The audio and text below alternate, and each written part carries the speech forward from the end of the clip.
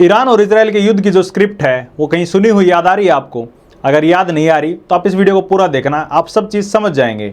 Iran और Israel एक दूसरे को धमकाते रहते हैं, बम या मिसाइल से हमला करते हैं, तो कभी परमाणु केंद्र पर हमला करते हैं। ये लड़ाई आज की नहीं है, ये लड़ाई काफ़ी सालों से चलती आ रही है। ईरान एक मुस्लिम रिपब्लिक देश है, वहीं इजराइल एक यहूदी राष्ट्र है। दोनों की आइडियोलॉजी बिल्कुल अलग है। इजराइल खुद को मिडिल ईस्ट का सबसे ताकतवर देश मानता है और ईरान की बढ़ती ताकत इजराइल को हमेशा खटकती है। फिलिस्तीन जैसे देश को ईरान का समर्थन देना भी इजराइल को खटकता है। इन दोनों देशों की लड़ाई के बीच अमेरिका जैसा देश क्यों घुसता है? कई लोगों के मन में भी ये सवाल जरूर आते होंगे। इन सब चीज़ों को क्लियर करने से पहले मैं आपको एक कहानी सुनाना चाहता हूँ, जिससे आप चीज़ों को अच्छे से रिलेट कर पाएंगे। और वो कहानी सुनने के बाद, समझने के बाद, जो लोग अमेरिका को एक महान और एक अच्छा देश मानते हैं, शायद उनकी सोच भी अमेरिका के प्रति बदल सकती है। एक जंगल में दो शेर रहते थे। दोनों ही बोलते, मैं ज़्यादा ताकतवर हूँ, ये ज़मीन, ये संसाधन मेरे हैं, यहाँ पर मैं मेरे हिसाब से नियम और शासन चलाऊँगा। दोनों के बीच लड़ाई बढ़ती रहती और जंगल में भी तनाव बढ़ता गया। एक दिन एक बंदर पेड़ पर बैठ के सब चीज़ें देख रहा था। तो बंदर पेड़ से नीचे उतरता है और बोलता है, मैं शांति समझौता करवाता हूँ, मैं तुम्हारे बीच इंसाफ कराऊंगा और तुम्हें चीज़ें बराबर बराबर तोल के देता हूँ। जब बंदर तराजू में कोई चीज़ तोलता तो जानबूझकर किसी पलड़े में कोई चीज़ ज़्यादा रख देता, किसी पलड़े में कोई चीज़ कम रख देता और बैलेंस बनाने के नाम पर थोड़ा थोड़ा हिस्सा खाता रहता। दोनों जो शेर थे वो लड़ाई करते रहते, लेकिन बंदर मध्यस्थ बनकर उन दोनों का हिस्सा खाता रहता। कभी हथियार बेचकर, कभी शांति सेनाएं बेचकर, कभी नियम बनाकर, तो कभी सिर्फ तेल की खुशबू सूंघकर। दोनों शेर लड़ाई करते रहते, लेकिन बंदर अपनी जेब और पेट लगातार भरता रहता है। अब वापस आते हैं अपने सवाल की तरफ कि अमेरिका ठेकेदार क्यों बनता है? जब भी मिडिल ईस्ट में कुछ होता है तो अमेरिका वहाँ पर बम गिरा देता है या फिर अपनी सेनाएं क्यों भेज देता है? क्यों अमेरिका ईरान को हर बार परमाणु खतरे के रूप में दिखाता है? असलियत तो ये है कि अमेरिका को मिडिल ईस्ट में सिर्फ दो ही चीज़ों से मतलब है, हथियारों का धंधा और तेल। अमेरिका का जो मिलिट्री इंडस्ट्रियल कॉम्प्लेक्स है, यानी हथियार बनाने वाला सबसे बड़ा जो कॉरपोरेशन है, वो चाहता है कि युद्ध चलते रहें, किसी न किसी के अंदर डर बना रहे, तभी उनके हथियार बिकेंगे और बजट पास होते रहेंगे। हर बार इजराइल और अमेरिका एक ही बात करते हैं कि ईरान परमाणु बम बना रहा है, लेकिन इंटरनेशनल एटॉमिक एनर्जी एजेंसी ने कई बार ये कहा है कि ऐसा कोई सबूत उन्हें नहीं मिला है जिससे पता चलता हो कि ईरान ने परमाणु बम बना लिए हैं। ये वैसा ही झूठ है जो इराक के बारे में बोला गया था। 2003 में अमेरिका ने कहा कि सद्दाम हुसैन के पास वेपन ऑफ मास डिस्ट्रक्शन है, जिससे पूरी दुनिया ने उस पर यकीन कर लिया। लेकिन जब युद्ध हुआ और जब चीज़ें ख़त्म हुई तो उसके बाद वहाँ पर ऐसा कुछ भी नहीं मिला। अमेरिका का मकसद था इराक का तेल और एक मजबूत अरब देश को ख़त्म करना। आज वही स्क्रिप्ट ईरान के बारे में चल रही है। ईरान को जीतना कोई आसान काम नहीं है। ईरान कोई अफगानिस्तान या लीबिया नहीं है जहाँ पर हवाई हमला करके सब कुछ तबाह कर दिया जाए। ईरान एशिया का पुराना और मजबूत देश है। ईरान की आबादी 8 करोड़ से भी ज़्यादा है। ईरान का ज़्यादातर इलाका पहाड़ों से घिरा हुआ है, जहाँ पर जंग लड़ना काफ़ी मुश्किल हो जाता है। ईरान के पास स्ट्रेट ऑफ हॉर्मुज का कंट्रोल है, जहाँ से पूरी दुनिया का 30% क्रूड ऑयल गुजरता है। अगर ईरान उस स्ट्रेट ऑफ हॉर्मुज को रोक देता है, वहाँ का रास्ता रोक देता है, तो ईरान की तो जो इकोनॉमी हो पूरी तरह ख़त्म हो ही जाएगी, बल्कि पूरे वर्ल्ड की इकोनॉमी हिल सकती है। बात इजराइल की करें तो इजराइल हमेशा से खुद को एक छोटा, मासूम और चारों तरफ से दुश्मनों से घिरा हुआ देश बताता है, जबकि असलियत तो ये है कि इजराइल पूरी तरह से अमेरिका के सपोर्ट से लैस है। चाहे वो फौज हो, डिफेंस सिस्टम हो या फिर साइबर पावर, सब कुछ। इजराइल हमेशा से फिलिस्तीन को दबाता आ रहा है और गजा में पिछले 2-3 साल से जो मानव इतिहास का सबसे बड़ा नरसंहार कर रहा है, वो किसी से छिपा नहीं हुआ है। आप सोचिए कि अगर आपको आधे दिन की भूख बर्दाश्त करनी पड़ जाए तब आप पर क्या बीतती होगी। और गजा में लाखों लोग भूख से मर रहे हैं। वो इजराइल को दिखाई नहीं दे रहा, वो अमेरिका को दिखाई नहीं दे रहा है। और जब कोई गजा के लिए या फिलिस्तीन के लिए आवाज़ उठाता है तो इजराइल और अमेरिका उस देश को आतंकवादी देश घोषित कर देते हैं। इजराइल के प्रधानमंत्री नेतन्याहू की हमेशा से एक ही नीति रही है, डर फैलाओ, लड़ाई भड़काओ और फिर चुनाव जीतो। ऐसा नहीं है कि अमेरिका का जो मीडिया है वो पूर्णतः स्वतंत्र रूप से काम करता है या फिर सही चीज़ें दिखाता है। अमेरिका के जो बड़े बड़े न्यूज़ चैनल्स हैं, उनका भी कई बार एक ही काम रहता है कि झूठ फैलाओ और बार बार झूठ फैलाओ और अमेरिका को के हीरो के रूप में प्रस्तुत करो। आपने हॉलीवुड मूवीज में देखा होगा कि अमेरिका बताता है कि अमेरिका कभी भी आतंकवाद से समझौता नहीं करता, अपनी आइडियोलॉजी पे चलता है और एक महान देश है। लेकिन ऐसा नहीं है और बार बार उन मूवीज़ के अंदर अमेरिका को हमला करते हुए दिखाया जाता है किसी दूसरे देश पर, वो सही चीज़ ठहराते हैं। यहीं से माइंड प्रोग्रामिंग शुरू होती है कि जब भी युद्ध हो तो लोग उसको सही ठहराएं, कोई सवाल ना पूछें। अमेरिका को सिर्फ 3 चीज़ों से मतलब है, पैसा, पावर और प्रभुत्व, मानवाधिकार, इंसानियत या इंसाफ, इन जैसी चीज़ों से अमेरिका को कोई मतलब नहीं है। अमेरिका इन सब चीज़ों को अपनी वेब सीरीज या हॉलीवुड मूवीज़ में दिखाए तो ही बेहतर होगा। ईरान पर हमला करना अमेरिका की पुरानी स्क्रिप्ट का हिस्सा है। पहले अफगानिस्तान की तालिबान छुपा हुआ है, सीरिया की असद एक तानाशाह है, इराक की वेपन ऑफ मास डिस्ट्रक्शन है, अब ईरान की परमाणु बम बना रहा है। अमेरिका ने हमेशा युद्ध करवाए, देश बर्बाद किए और फिर हाथ झाड़कर चला गया।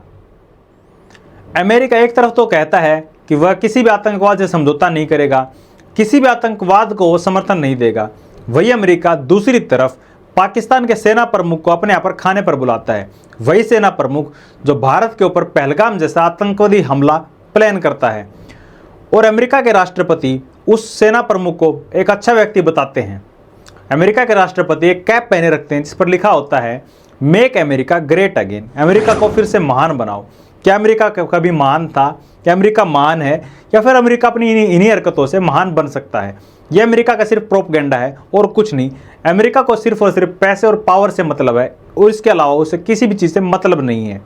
अमेरिका के राष्ट्रपति ट्रंप मुनीर को पाकिस्तान में अपना बिजनेस बढ़ाने के लिए भी न्योता देते हैं, और मुनीर इसके बदले अमेरिका के राष्ट्रपति ट्रंप को शांति के अंदर नोबेल प्राइज़ दिलवाने की पेशकश भी रखते हैं कि हम आपका समर्थन करेंगे कि आपको शांति में नोबेल प्राइज़ मिलना चाहिए। क्या वह अमेरिका कभी ग्रेट था या हो सकता है? IAEA यानी इंटरनेशनल एटॉमिक एनर्जी एजेंसी, जो कि एक स्वतंत्र संस्थान है और दुनिया भर में परमाणु गतिविधियों पर नज़र रखती है। इजराइल और अमेरिका बार बार ये कहते हैं कि ईरान जो है वो परमाणु बम बना रहा है, जबकि IAEA ने अपनी ज़्यादातर रिपोर्ट्स में यही कहा है कि ईरान के पास यूरेनियम ज़रूर है, लेकिन ईरान ने परमाणु बम बना लिया, ऐसे उनके पास कोई ठोस सबूत नहीं है। IAEA के पास ईरान के किसी भी साइट, न्यूक्लियर साइट के ऊपर जाके निरीक्षण करने की पूर्णतः छूट है।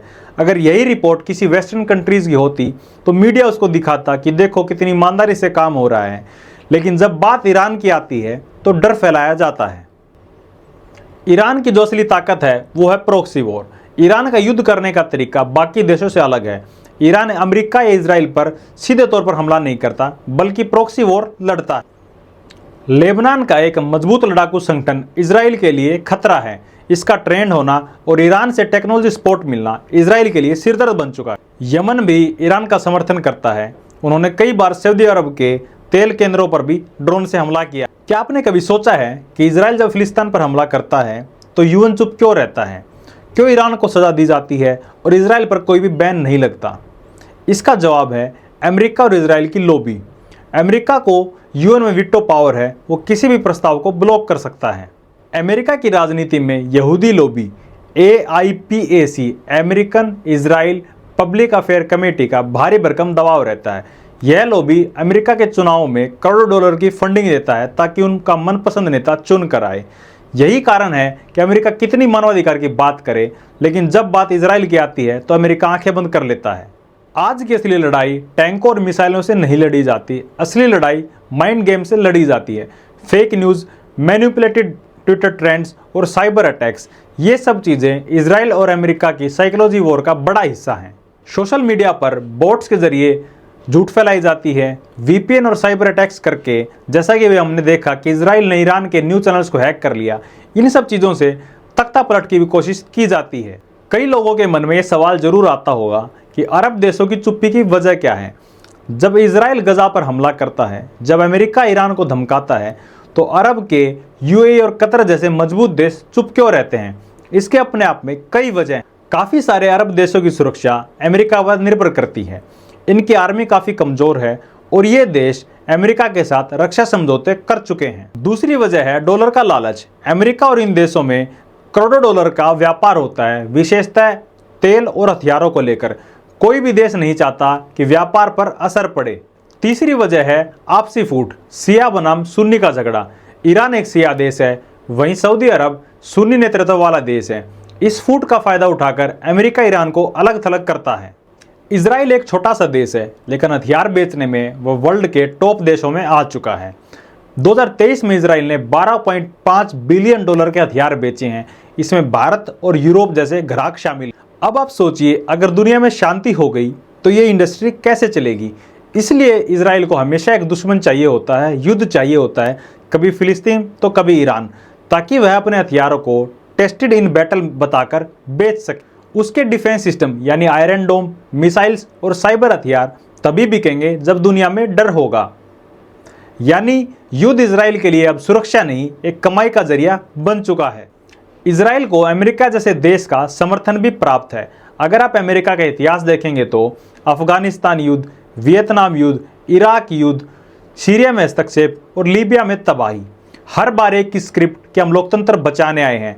असलियत यह है कि वहां की सरकार गिराकर अपने इशारे पर चलाने वाली पैपेट बढ़ाई जाती है। आज यही प्लान और स्क्रिप्ट ईरान के लिए चल रहा है। पहले डर फैलाओ, लोगों को इमोशनल करो, हमला करो, फिर रिकंस्ट्रक्शन के नाम पर पैसा कमाओ।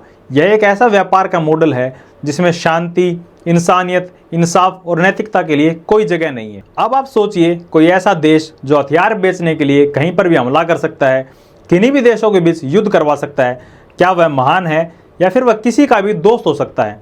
ये भी सोचिए कि अमेरिका भारत का दोस्त है। अगर दोस्त होता तो पाकिस्तान के सेना प्रमुख को अपने यहाँ बुलाकर उसे एक अच्छा व्यक्ति नहीं बताता। कम से कम मेरी राय में तो अमेरिका महान और हमारा दोस्त नहीं है। और इसका ये मतलब बिल्कुल भी नहीं है कि हम पूरे अमेरिका और वहाँ के लोगों को हीन भावना से देखें। वहाँ पर ह्यूमन राइट्स के लिए बहुत सारे लोग आवाज़ उठाते हैं। वहाँ पर बहुत सारे मीडिया हाउसेज ऐसे हैं जो वहाँ की टॉप लीडरशिप यानी राष्ट्रपति से सीधे और कड़वे सवाल रखने की क्षमता रखते हैं। तो किसी भी देश को प्रोपेगेंडा के तहत अच्छा या बुरा ना माने, पहले एनालाइज करें, रिसर्च करें, पढ़ें और अपनी राय रखें। और अगर आप वीडियो में यहाँ तक पहुँच चुके हैं तो आप सच्चाई को जानने वाले व्यक्ति हैं। इस वीडियो को देखने के लिए और अपना समय देने के लिए धन्यवाद। मिलते हैं अगली वीडियो में।